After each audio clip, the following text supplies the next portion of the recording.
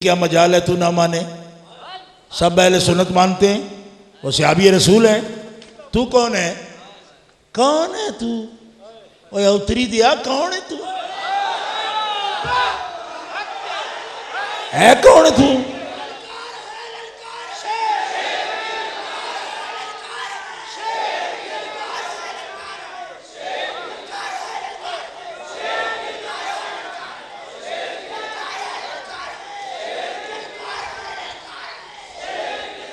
کون ہے؟ وہ تو صحابی رسول ہے بھائی، وہ صحابی رسول ہے۔ اتنی جرت ہو گئی تمہیں، اہل سنت بھی کہلاتے ہو اور یہ بکواس بھی کرتے ہو؟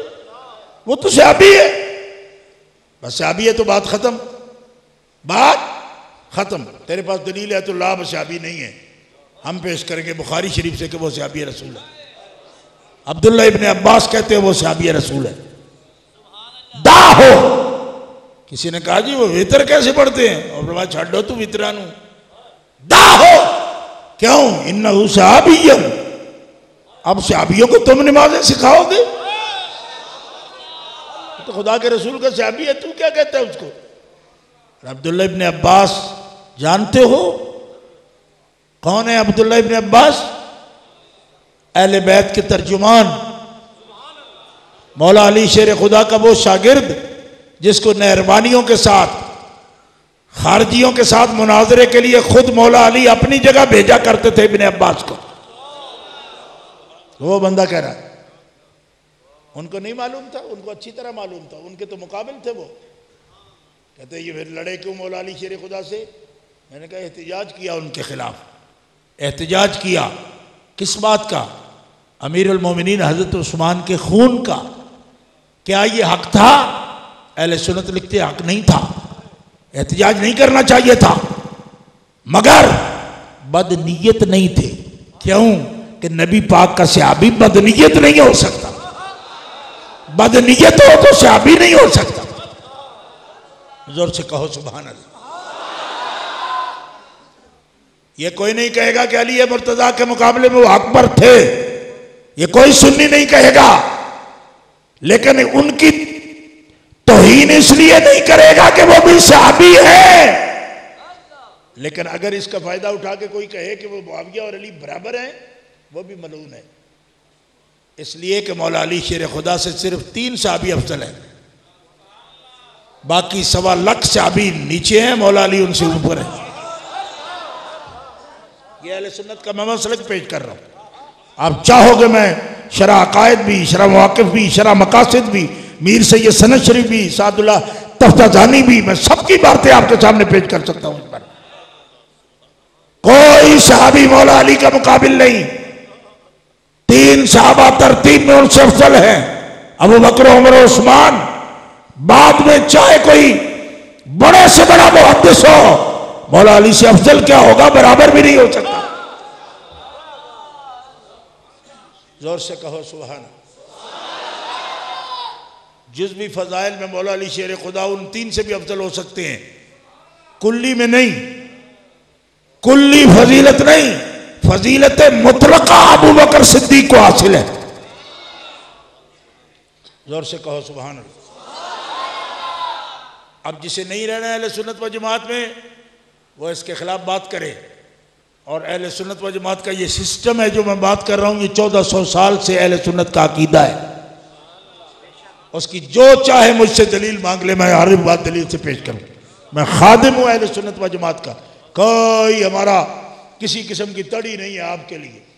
تڑی ہے بد مذہبوں کے لیے، سنیوں کے لیے کوئی تڑی نہیں۔ آپ کے نوکر ہیں، ہم خادم ہیں آپ کے، جہاں چاہو آپ سے دلیل پوچھو، ہم دلیل پیش کرنے کے پابند ہیں، ہم دلیل دیں گے۔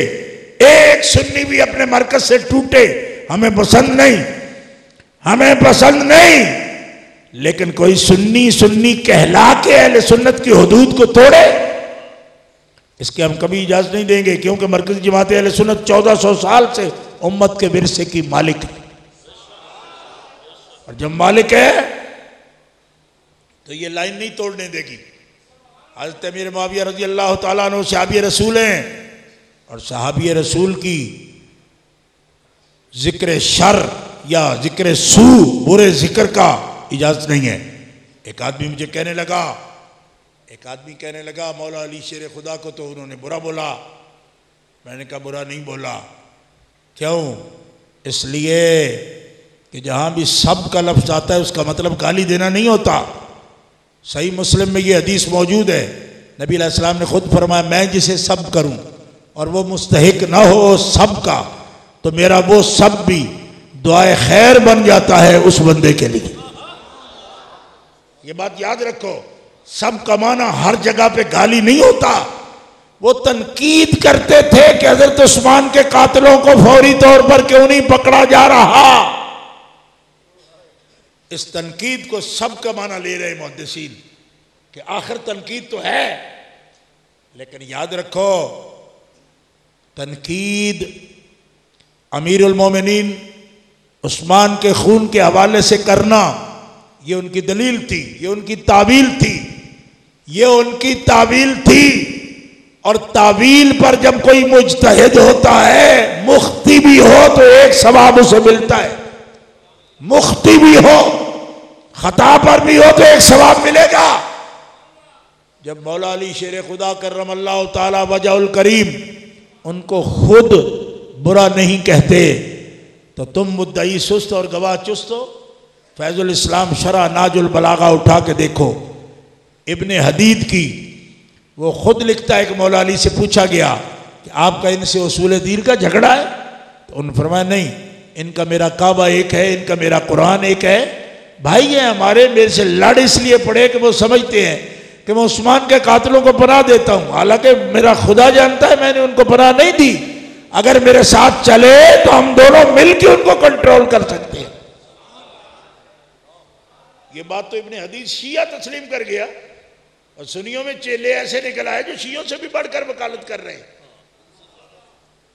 اب آپ اس بات کو یہاں ختم سمجھیے، کیوں کہ صحابی رسول ہیں، اور صحابی کا ذکر سنی جب بھی کرتا ہے خیر سے کرتا ہے۔ یہ جملہ کس کا ہے جو میں بول رہا ہوں؟ امام نووی کا، شارح مسلم فرماتے ہیں سنی کبھی بھی کسی صحابی کا ذکر برا ذکر نہیں کرتا، جب بھی کرے گا ذکر خیر کرے گا۔ اور رہ گیا یہ مسئلہ کہ یارو جو لڑے علی سے وہ تو منافق ہے، لڑے علی سے منافق ہے۔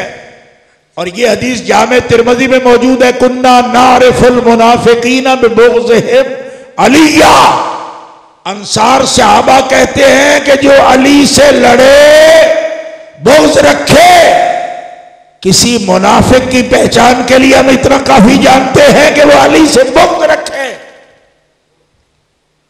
یہ بات بالکل درست ہے، یہ بات قطعی درست ہے، میں کہتا ہوں اس کو، میرا بھی یہ ایمان ہے۔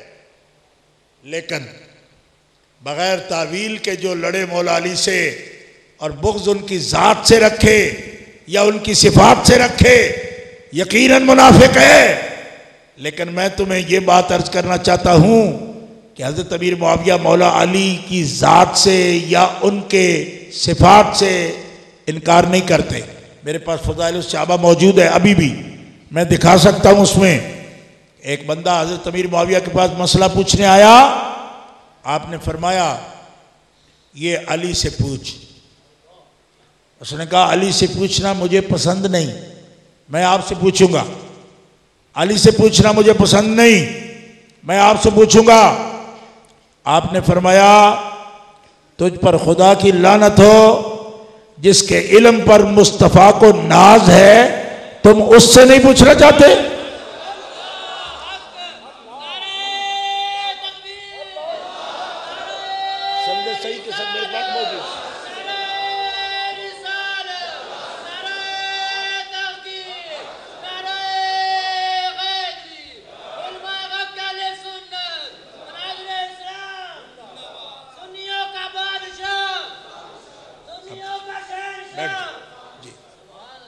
خدا تیرا برا کرے، تو شر کی بات بولا اور اپنی ٹانگوں پر خدا تجھے کھڑے ہونے کی کبھی توفیق نہ دے۔ یعنی تو لولا ہو جائیں، تیرے لتاں ٹوٹ جان، اتنی بری گل کی تیا اور جدے علم تے رسول نو ناز ہوئے تو وہ دے کو نہیں پوچھنا چاہتا تو میرے کو پوچھنا چاہتا. اس بندے پٹ سٹیا ہو سکے میں تو تہاڈا عاشق ہاں. انہاں کہ جڑا بندہ علی مولا نال بغض رکھے میں اس عاشق نو قبول ہی نہیں کرتا. یہ حدیث دکھانا میری ذمہ داری ہے. فضائل الصحابہ میرے پاس ہے, اس وقت بھی گاڑی میں موجود ہے, بھاگ کر نہیں جاؤں گا میں آپ کو دکھاؤں گا یہ حدیث. سند کے ساتھ امام احمد بن حنبل نے یہ حدیث نقل کی ہے. امیر معاویہ مولا علی کی ذات کا منکر ہوتا تو منافق ہوتا, اگر ان کی صفات کا منکر ہوتا تو منافق ہوتا. اب مجھے بتاؤ, ایک سید کی اگر حکومت ہوگی, ایک صحابی کی حکومت ہوگی, سید کی حکومت ہوگی, پیشوا کی حکومت ہوگی, تو رعایا کا کوئی مطالبہ ہوگا تو وہ جلوس تو نکالے گی کہ نہیں نکالے گی؟ اس لیے کہ وہ سید صاحب امیر ہے, تو پھر سید کو امیر بننا نہیں چاہیے. کیوں؟ اس کا مطلب ہے آپ قوم کے کام کے ہی نہیں ہیں. بھئی قوم کو جب بھی کوئی ضرورت ہوگی, مطالبہ ہوگا تو سید صاحب کرنا پڑے گا آپ سے. آپ سے مطالبہ کرے تو کافر ہو جائے, تو پھر آپ اس نازک کام میں گئے کیوں؟ یہ تو روز لوگ مطالبہ کریں گے, مطالبے ہوتے ہیں, مطالبہ حکومت سے ہی ہوتا ہے. اب آپ دیکھو نا کتنے کتنے مطالبے کر رہے ہو حکومت سے, اور فتوے لگا رہے ہو حکومت پر. جی لگا رہے ہو نا. حکومت حکومت ہوتی ہے, چاہے اس پہ کوئی بزرگ بیٹھا ہو یا نہ بیٹھا ہو, بزرگ سے بھی لوگوں کو مطالبے کرنے پڑیں گے. اور مطالبہ بھی کوئی شوگر کا ریٹ, کھنڈ دا ریٹ تیز کرانے دا یا گھٹ کرانے دا نہیں. مطالبہ بھی تو او دے جدے گھر 2 دھیاں نے نبی دیاں, او دے خون دا مطالبہ ہے. صرف طریقہ کار میں فرق ہے کہ کیا اتنا مناسب طریقہ تھا ان کا, تو علماء اہل سنت کہتے ہیں ان کا طریقہ مناسب نہیں تھا. یہی ان کی خطا ہے. کیوں؟ کہ وہ شورا کا منتخب امیر المومنین ہے. وہ علی نہ بھی ہوتے, دوسرا بھی ہوتا, تو ان سے بھی مطالبہ اس طرح درست نہ ہوتا. بات سمجھ رہے ہیں آپ؟ اس طرح مطالبہ درست نہ ہوتا. لیکن اگر پھر بھی کسی کو قرار نہ آئے نا, لیکن یہ صرف شیعہ کو میں کہہ رہا ہوں, سنی کو نہیں. شیعہ کو کہہ رہا ہوں, سنی کو نہیں. تیری کتابوں میں لکھا ہے کہ اس طرح کا اختلاف رائے مولا علی نے حضرت ابو بکر صدیق سے بھی کیا, اور 6 مہینے تک بیعت لیٹ کی. اگر یہاں تو اتنا حساس ہے تو وہاں جواب تمہیں دینا پڑے گا کہ پھر پہلے امیر المومنین کے خلاف اگر 6 مہینے تک رکا جا سکتا ہے تو پھر کون سا فتویٰ تو لگاتا ہے مولا علی پر؟ اب تو تیری گھگی بن جاتی ہے, یہ نہیں ہو سکتا. میں نے کہا یہ نہیں ہو سکتا تو یہ بھی نہیں ہو سکتا.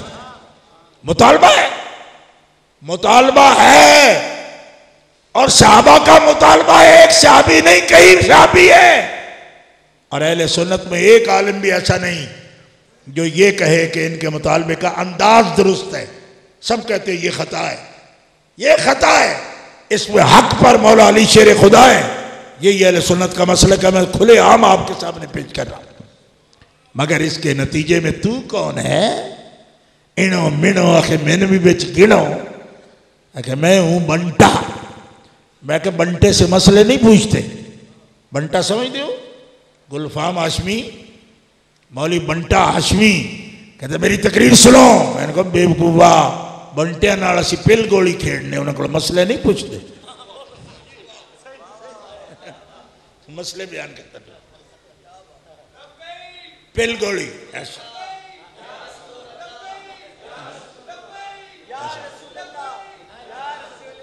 مارتے ہیں نا, نشانہ لگاتے ہیں نا.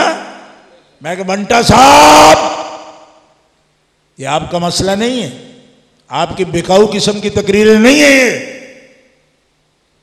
کہتے ہو ہمیں غم لگے گا, غم لگے گا, 3 تاریخ نو غم لگے گا, اور وہ بھی 1.5 لاکھ لے کے. ایسے غم لگنے والوں پر ہم لعنت کرتے ہیں. ہمیں جو غم ہے الحمدللہ وہ 1.5 لاکھ لے کے نہیں, زندگی کا ایک ایک سانس ہم تحفہ سمجھتے ہیں حسین ابن علی کا. ہم اہل سنت و جماعت ہیں, ہم نوکر ہیں مولا علی کے, ہم نوکر ہیں, ہم حب علی ہے تو حب علی کی وجہ سے ہے، بغض معاویہ کی وجہ سے نہیں. ہم علی کے غلام.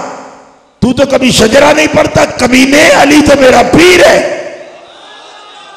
تیرا شجرے سے تعلق نہیں.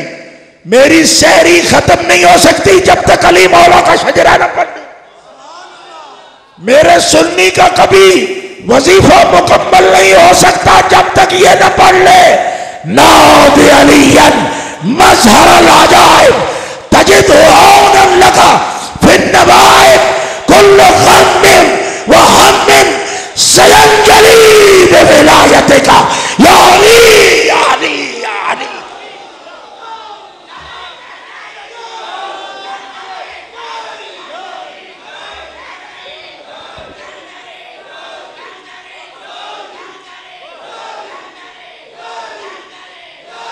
ہم سنی ہیں، مرکزی جماعت اہل سنت سمجھتی ہے جو نبی کا گستاخ ہو، یہ قرآن کا فیصلہ ہو تُلِّم بَعْدَ ذَلِكَ زَنِيمٌ، وہ حرامی ہے، نطفہ حرام ہے.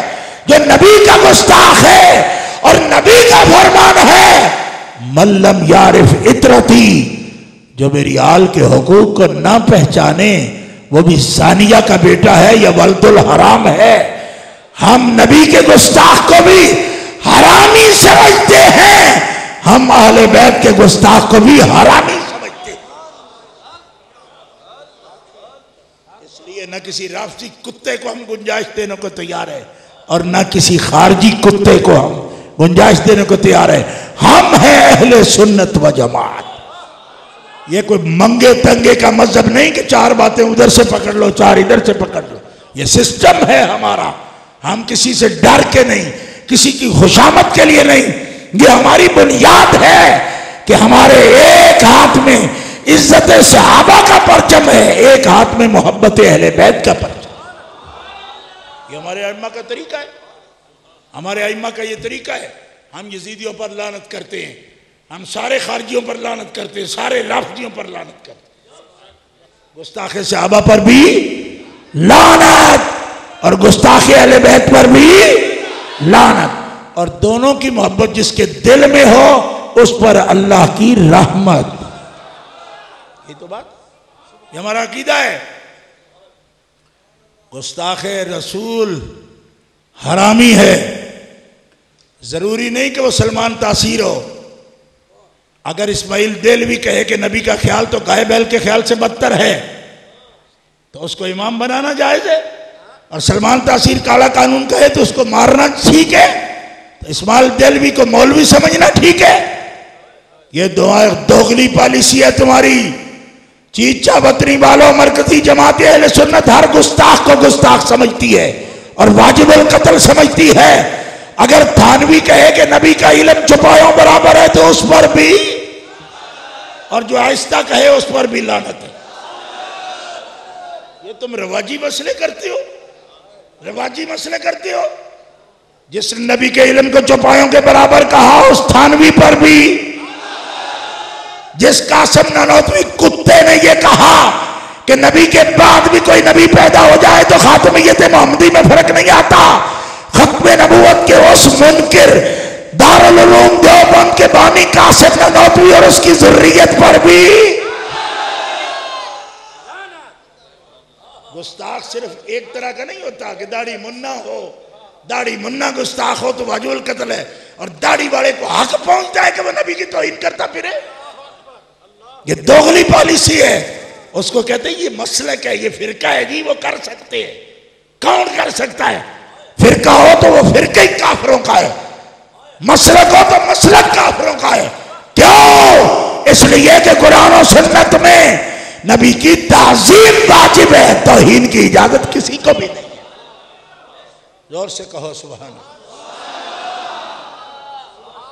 اس بات کا مجھے افسوس رہے گا عاشقوں پر بھی کہ ان کو کیوں چھوڑ رکھا ہے، ان کو کس کھاتے میں چھوڑ رکھا ہے. یہ روزانہ یہ گستاخی کرتے ہیں، اس وقت آپ بھول جاتے ہیں. ہم تو 40 سال سے یہ کہہ رہے ہیں کہ جو نبی پاک کے بال مبارک کی توہین کرے وہ بھی کافر ہے، جو آپ کی نالین کی توہین کرے وہ بھی کافر ہے.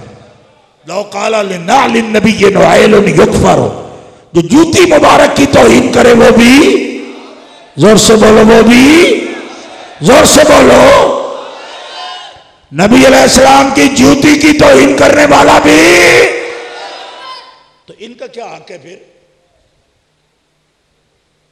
خلیل امبیٹوی کا حق ہے کہ وہ کہے شیطان اور ملک الموت کے علم کی وسعت کے لیے تو نص موجود ہے، فخر عالم کے علم کے لیے کون سی نص موجود ہے؟ یعنی شیطان کا علم حضور سے زیادہ کہنے والا گولی کا حقدار نہیں تھا؟ ہمیں افسوس ہے کہ ان ملوانوں پر کون سا ممتاز قادری نہیں پڑا، اب بھی جو اس کے وارث بنے پھرتے ہیں ان کو آپ سے کوئی خطرہ نہیں ہے۔ تو یہ دوغلا پن کیا ہے؟ اس کا بھی تو جواب دو مجھے، یہ کیا دوغلا پن ہے؟ ان پر غصہ نہیں آتا؟ اب زور زور سے لبیک کہتے ہو، جو نبی کے علم سے شیطان کا علم زیادہ کہہ رہا ہے اس پر غصہ نہیں آتا؟ سوال ہے میرا آپ پر، اس کی کتابیں چھپی ہوئی ہیں، لیکن اس کو اس لیے اجازت ہے کہ اس نے داڑھی رکھی ہوئی ہے، سر پہ ٹوپی ہے، داڑھی منا کرے گا تو مارا جائے گا، داڑھی والا کرے گا تو یہ مسلک ہے جی۔ یہ کیا بات ہوئی؟ مرکزی جماعت اہل سنت کو اس نقطے کی سمجھ نہیں آ رہی۔ ہم تو آپ سے 40 سال سے کہہ رہے ہیں، گنجائش تو انہوں نے پیدا کی، حرامیوں نے مسلک بنا کے بیٹھ گئے، کہتے ہیں یہ ہمارا مسلک ہے، ہم اس پر دلیل دیتے ہیں، اس پر مناظرے کرتے پھرتے ہیں، تو مناظرے ہی ہوتے ہیں، گولی تو نہیں چلتی، گولی تو نہیں چلتی۔ اس بات پر مرکزی جماعت اہل سنت ہر گستاخ کو گستاخ سمجھتی ہے، اور ہر گستاخ رسول واجب القتل ہے۔ جس نے نبی کے علم سے شیطان کے علم کی وسعت مانی وہ بھی کافر ہے۔ ایسا تو مسلمان بھی کوئی نہیں ہوتا جس طرح آپ بول رہے ہو۔ کیا ہے؟ باہر تک بولو، سین تک آواز آئے، کون ہے؟ زور سے بولو، کون ہے؟ زور سے بولو۔ جو حضور کے علم کو چوپائیں سے تشبیہ دے وہ کون ہے؟ جو حضور کے بعد کسی نئے نبی کے پیدا ہونے کی بات کرے وہ کون ہے؟ زور سے کہو۔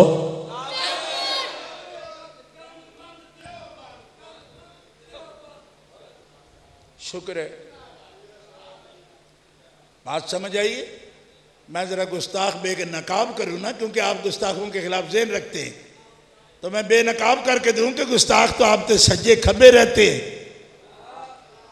اور بندوقہ چاہ کے پھر دن بڑے دڑلے سے۔ یہ گستاخ ہیں جو نبی پاک کے سب صحابہ کو مرتد مانے، وہ گستاخ ہیں۔ جو قرآن میں شک کرے وہ گستاخ ہے۔ جو ام المومنین عائشہ کو بھونکے وہ گستاخ ہے۔ جو سیدہ خاتون جنت کی قبر پر بلڈوزر پھیر دے وہ گستاخ ہے۔ چیچا وطنی والو، پھر کہتے ہو جی حرم میں جائیں گے تو نماز تو ان کے پیچھے ہی پڑھیں گے۔ میں نے کہا انہوں نے گرائی بھی ہے اور گرانا جائز بھی سمجھتے ہیں، حضرت آمنہ کی قبر کو بھی، حضرت خاتون جنت کی قبر کو بھی۔ اور تمہاری غیرت اس وقت مر جاتی ہے، اب مارے لگاتے ہو 1.5 فٹ اونچی ہو کے۔ جب کسی گستاخ کے پیچھے نماز باندھے ہاتھ باندھ کے کھڑے ہو جاتے ہو تو اس وقت تمہارا ایمان کہاں ہوتا ہے؟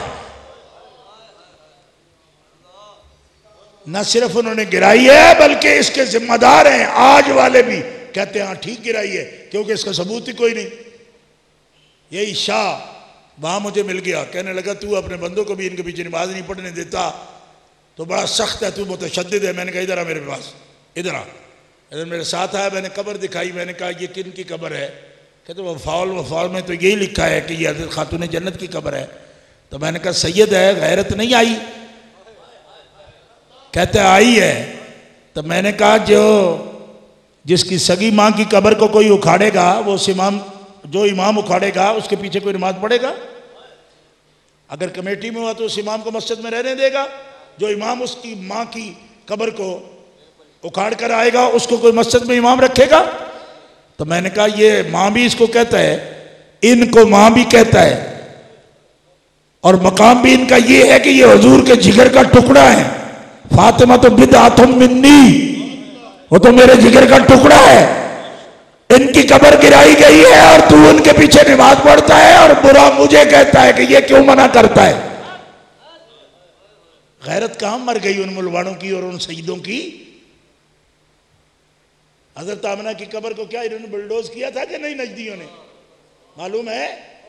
اس کے بعد بھی جو سنی ان کے پیچھے کھلوتا ہے کس طرح گستاخ کے خلاف بات کرتا ہے کہ ہم مر جائیں گے، ہم مر جائیں گے۔ اور مر کب جاؤ گے؟ گستاخوں کے پیچھے جو کھڑے ہو کے نماز پڑھ لے وہ کس طرح کے سنی ہیں اور کس طرح کا احتجاج کر رہے ہیں۔ اسی لیے تمہارے احتجاج کامیاب نہیں ہوتے، تم دوغلے بن جاتے ہو۔ ہر گستاخ کے خلاف ہو جاؤ، ہر گستاخ کے خلاف ہو جاؤ۔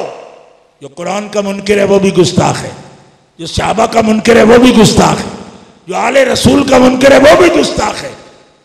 اور کم از کم، سب سے کم ایمان کا یہ درجہ ہے کہ کچھ نہیں کر سکتے ہو تو دل میں نفرت تو رکھو نا۔ من رأى منکم منکرا فلیغیرہ بیدہ ومن لم یستطع فبلسانہ ومن لم یستطع فبقلبہ فہذا اضعف الایمان۔ یہ سب سے کمزور ایمان ہے کہ تم منکر کے خلاف دل میں نفرت تو رکھو، اور جب نفرت بھی نہیں رکھتے تو جس کے لیے دل میں نفرت ہو اس کے پیچھے نماز کوئی پڑھ سکتا ہے؟ تو جب کھڑے ہو جاتے ہو بڑے نٹھ کے پڑھتے ہو، نہیں جی اتنے آگے نہیں چڑھنی ہے۔ میں کہتے آگے ضرور چڑھنی پوے گی، کیوں؟ اس واسطے کہ ایمان کا پتہ ہی یہاں چلے گا، پتہ ہی یہاں چلے گا۔ کیوں کہ جس چیز کا رواج ہو اس کے خلاف جانا یہ مسئلہ ہوتا ہے۔ جہاں کسی کا نعرہ لگا دینا رواجن اچھا سمجھا جائے وہاں تو ہر کوئی آگے ہو کے لگائے گا۔ جہاں لگانے پر آگے کوئی چاٹ پڑے اور شرطہ کو پیش کیا جائے یا جیل بھیج دیا جائے وہاں مشکل ہوگا نا۔ لیکن چینا انج چھڑیندہ یار، پتہ بھی تو وہاں ہی لگے گا نا۔ یہاں ٹھنڈے پیٹ نعرے لگاتے رہو گے تو اس کا کیا پتہ چلے گا؟ پتہ وہاں چلے گا۔